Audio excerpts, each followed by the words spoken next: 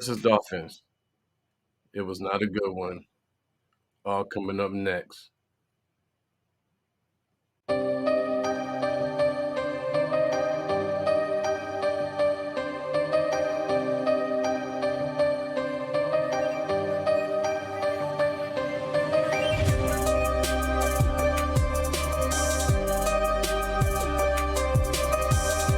Welcome back, everybody.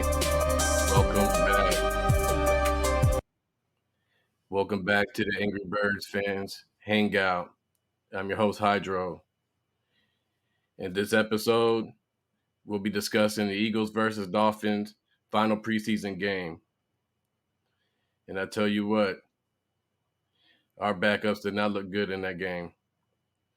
I was contemplating whether I was going to do this podcast, if it was even worth it. But I didn't want to let you, my listeners, down. I want to keep us informed of how everything went and how everything's going. But let's get into it. So we're going to start off. Let's start off with the defense because the Dolphins ended up getting the ball first. And that first drive, it was ugly. Now, keep in mind, none of our starters played. And even some of our backups didn't play. So for the majority of the game, there were some seconds out there, and there were mainly threes and fours.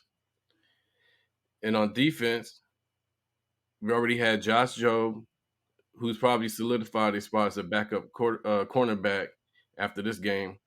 He was injured.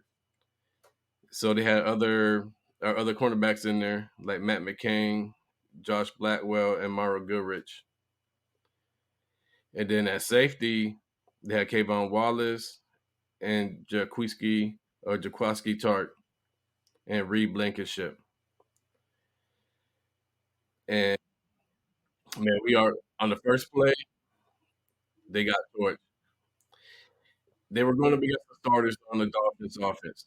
So basically, the Dolphins had their starters on offense out there.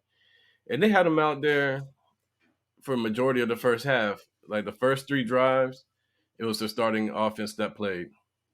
And they also started their defense. I mean, I don't know a lot of the Dolphins starters on defense, but I think they had a mix from what I saw and some of the players I do know. They had some of the starters and probably some of the backups playing on defense. But on the first play, a 51-yard pass to Tyreek Hill. And it was terrible coverage. Terrible coverage. So he basically ran like it wasn't I think it was a post, but really it looked like a streak at first. But the way Tua threw the ball, it kind of made it turn into a post because the ball was underthrown. So that's why it was terrible coverage because with it being an underthrown ball, somebody should have been able to break that up. But on the play, there was like three DBs on there, and they were all out of position. The main one was Matt McCain started off. He was playing. Um, he was playing. He wasn't playing off for Tyreek Hill. He was playing a bump, like a bump and run coverage, which he made no contact at the line. So, what I don't understand, if you're playing up on the line against a receiver, you wanna bump him and keep him from throw off that timing between him and the quarterback. But Tyreek Hill basically ran past him and was gone. I don't even think Matt McCain was like within 5 yards of him. And then Kayvon Wallace was playing the safety position, but I don't understand what position he was at because he was stayed in the center of the field. He would have been able to defend the pass, but everybody was out of position, and then he was able to catch the pass.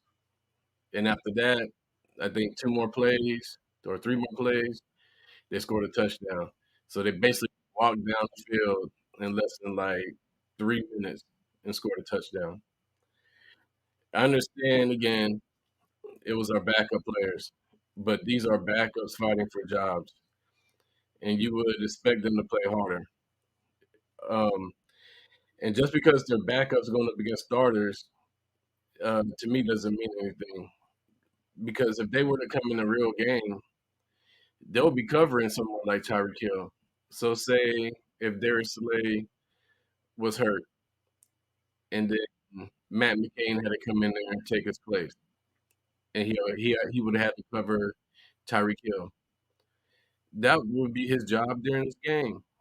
So you're telling me that he would get torched like that all game, which would be a problem for our defense.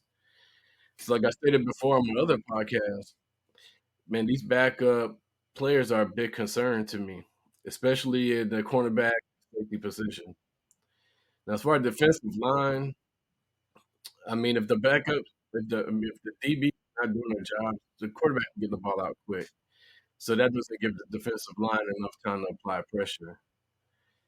But if they're doing good coverage, that would allow the defensive line to be able to get in there and apply more pressure on the quarterback and maybe causing him to throw in a completion or even result in a sack. But that didn't happen at all yesterday. But I'm like really concerned because I feel our backups, if they had to come in and play a game or come in and relieve one of our starters, they're probably gonna get they're probably gonna get torched on that next play. But we'll see how the cuts go. They have until 4 p.m. on Tuesday, the 30th of August, to get the roster down to 53 to a 53-man roster. But even after that, Howie can make some changes. He can make some trades. So he could bring in other players that aren't signed and maybe push those guys that he did put on the 50-man roster to the practice squad. And I know the way Howie works, man, that's probably what he's trying to figure out right now. Like, who we gonna put on this team that if I was to get this player and bring him here, we could push them to the practice squad. So it was just kind of disappointing to me that they played another bad game.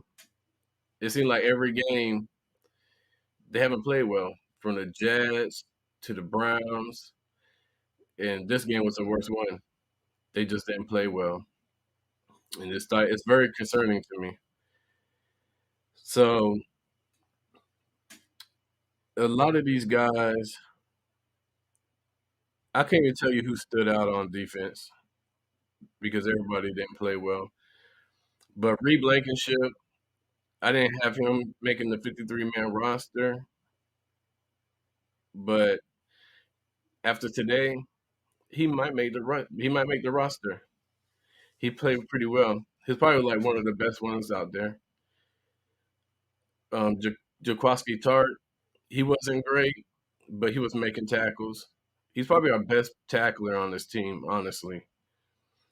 Kayvon Wallace, I had him making this 53-man roster, but after that game, I really don't see him making this roster anymore.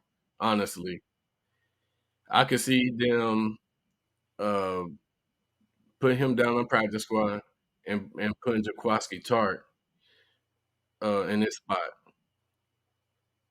And is Jaquaski Tart the answer? Probably not. But he has experience. I mean, he's played as a starter. So I think I'll feel more comfortable with him back there than Kayvon Wallace. And Kayvon Wallace, he was doing well until the last game against the Browns and this game. It's like he's gotten worse. I thought he would improve more, but he hasn't.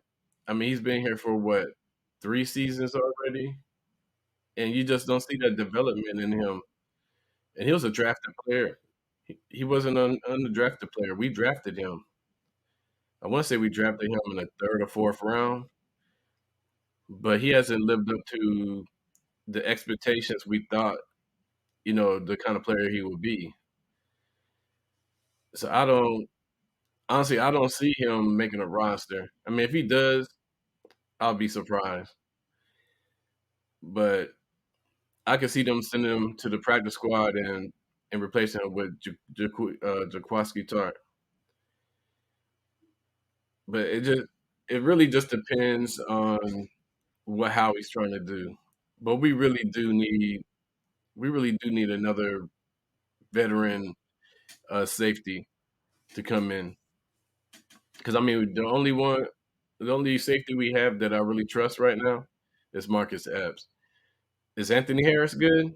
Yes, but I really don't think he's an answer in making our team an elite defense right now. And with our backups, I don't think we have an elite defense. With our starters, yeah, we have an elite defense minus the safety, but if one of those guys go down, Darius Slay or Bradbury, I mean, we're going to be hurting at those positions, especially at safety. If Marcus Epps goes down, we're going to be hurting. So hopefully, how we can make some moves either before Tuesday, or he might just wait to see, what players don't make a roster, who they're going to send to the practice squad. But because there might be some teams that are just overloaded, like at the safety position, so they might waive a safety who is actually pretty good, and we might bring that player in. So that's what I'm hoping. Because if not, our defense is not going to be as good as we thought they were going to be. But like I said, I only attribute that to our backups because of our backups. Our starters, I'm not worried about, but our backups, I mean, basically, mainly at the cornerback and safety position is where I'm more concerned at. So right now, I can honestly say that I believe we're going to draft a safety or a cornerback in the first round. But it also depends on how Jalen Hurts plays. Because if Jalen Hurts doesn't play well this season, they're going to use one of those picks for a quarterback. Now let's move on to the offense. Now the offense started with the second team, the second offensive team, and I mean, I can't say they didn't play bad. They just weren't consistent. Now keep in mind they were going against the Dolphins starters, but still, these guys come in, they have to be able to compete against starters. The player that stuck out the most on the offense was Jason Huntley. Jason Huntley did really well. I mean, he was running the ball, he was catching the ball. I mean, he kind of because I was kind of a little bit down on him, but his stock has rose since this game against the Dolphins. He had almost 100 yards rushing, and I'll have to look to see what his total yards were because he did catch passes. So I'm pretty sure he's over 100 yards total offense or from scrimmage. But I could see him making this roster if they keep four backs.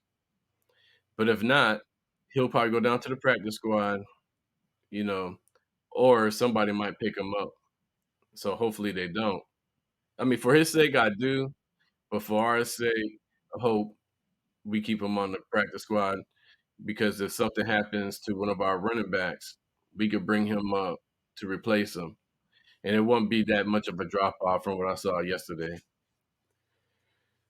So, in the receivers, Deion Kane looked okay. He didn't look as good as he did against the Browns.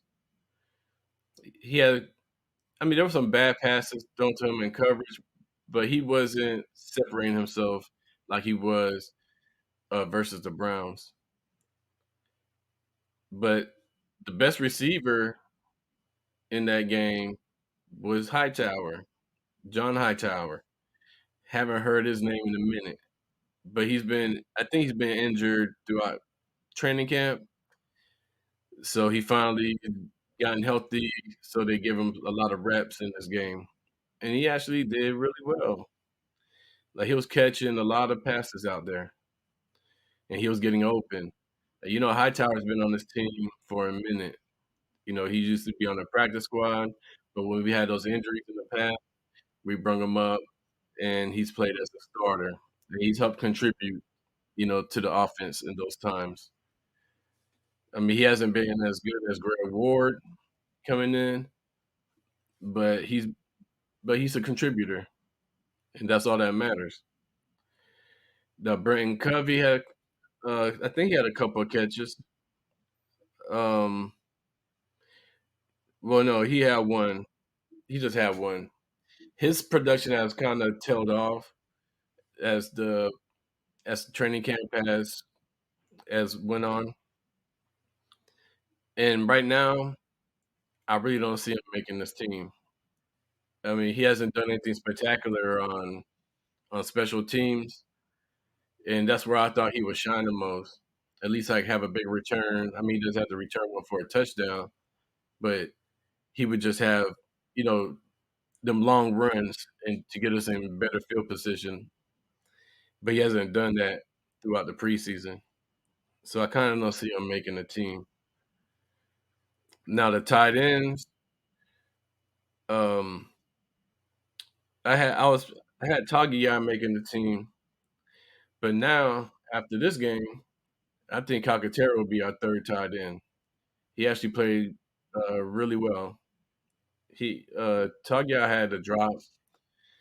I don't know if Calcaterra he caught two passes, but they were for they were pretty long passes.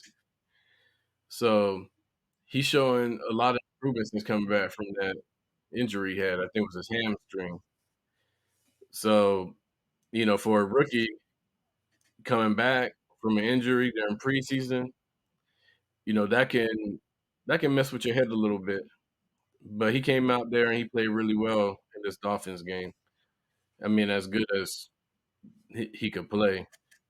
But overall, the offense didn't play well. Sinet came in. Well, let's talk about Gardner Minshew. He didn't do anything spectacular. He didn't have any big passes. He was kind of dinking and dunking. Um, he was under some pressure, and he was able to hang in there and deliver some passes, but he just couldn't get the offense moving. Sinet came in, still looked terrible. I don't see him making the team. I don't know how to keep him. He hasn't. He just been terrible this whole preseason. So I mean, he made some good passes in the game, but he made some bad passes too, and some bad decisions. And then Carson Strong, I think he had like one pass for like 6 yards. I just don't understand why did we bring him in and not play him and see what he has.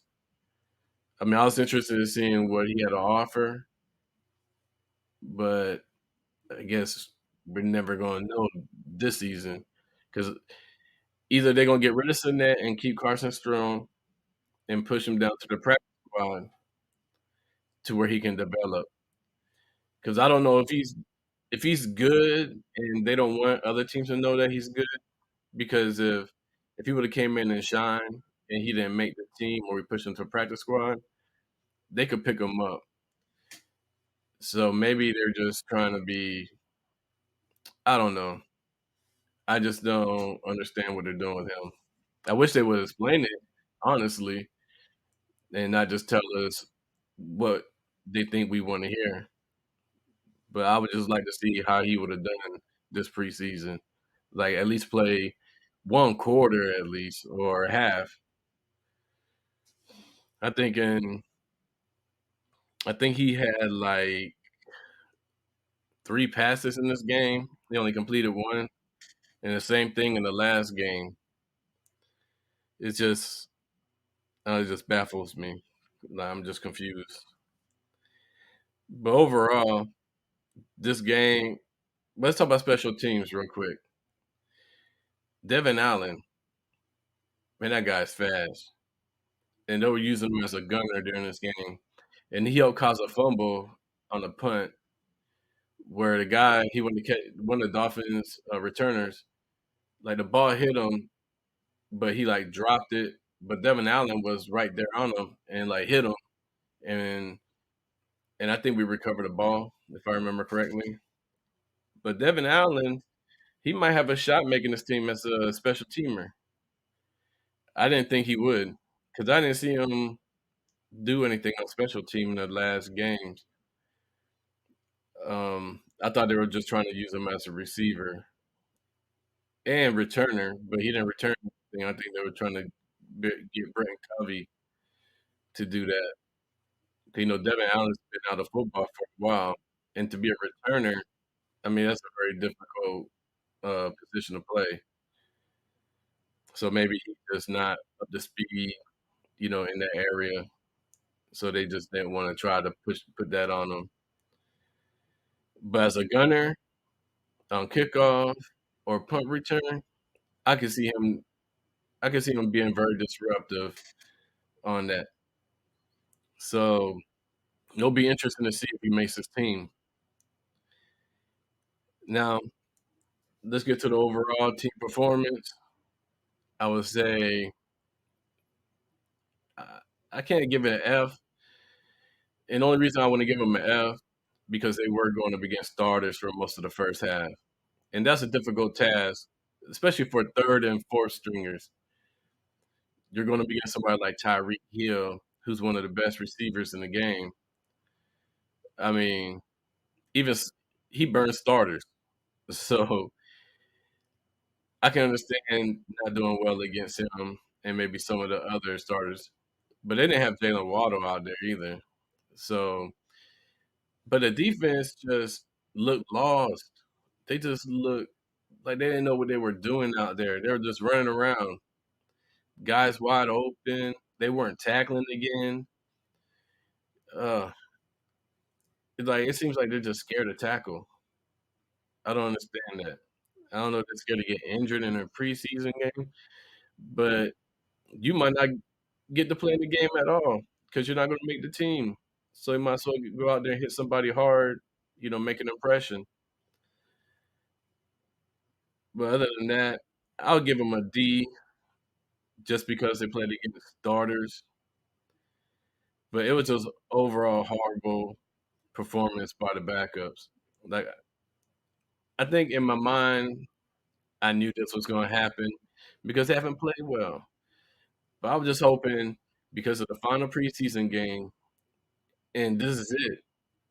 You're either gonna make the team or you're gonna get cut. So you don't go out there and play your heart out. And that just didn't happen yesterday. So I just wanted to do, an episode on this game. And it was very hard for me to do this one because that was just I couldn't even really watch the game. It was bad. I expected them to play I expected them to play better. But when the Dolphins said they were gonna play the starters, I thought it was gonna do one drive, but when they did it for like 3 drives and they scored like on every one, uh, I just knew it was over that day. I just knew it. And the final ended up being 48-10. 48-10. Man, no, that was an ass whooping. But it's preseason. People get too hyped up over this. Oh, we're gonna suck. It's preseason. How many teams have went 0-4 in preseason and end up going to the Super Bowl, or at least ended up going to the playoffs? There are a lot of them.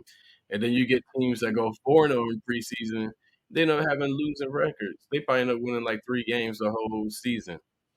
That's why I never paid too much attention to preseason.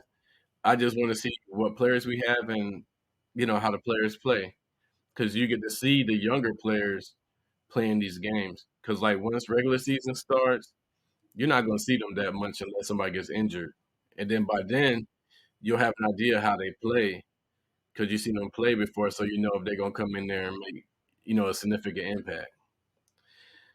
But it's done. Preseason is over. We are officially in the regular season now. The season begins September 8th. Our first game is on September 11th against the Detroit Lions. I can't wait. We about to get into real business now. So just be looking out for more episodes because when they make the cuts, I'm gonna come out with an episode discussing the players that made the 53 roster and maybe players that might, you know, still get moved off that roster. So just stay tuned. Don't forget to follow, like, comment on the podcast. Follow me on Twitter at UMCIE or search for Angry Birds Fans Podcast and comment on there and let me know how you know, how you feel about our podcast or just leave me comments about the Eagles so we can communicate. And then you can go over to YouTube and search for Angry Birds Fans Hangout and view the podcasts or videos that I do on there. I haven't done a lot of videos, but once the regular season starts, I'll be doing more videos about our birds. So until next time, go birds.